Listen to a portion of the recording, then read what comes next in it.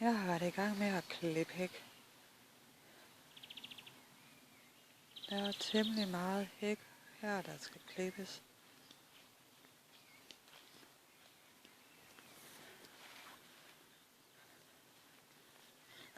Både på den ene side og den anden side.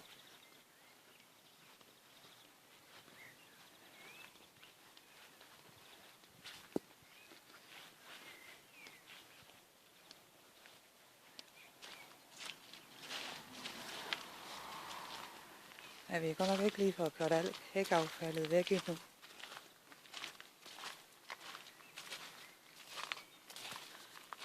Det er ikke så tit, man ser, at kvinder klipper hæk. Men det kan de altså godt.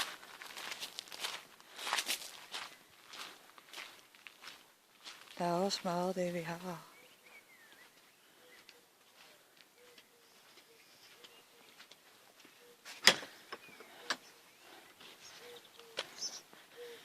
Men når vi klipper hæk på begge sider, så vil jeg tro, at nogle steder skal vi på begge sider. Så tror jeg faktisk, at sammenlagt vi har sådan en kilometer hæk sammen.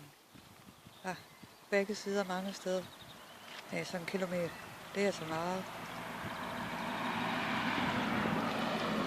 Hernede ved os bassin har vi lidt fisk med. Og planter og åkander.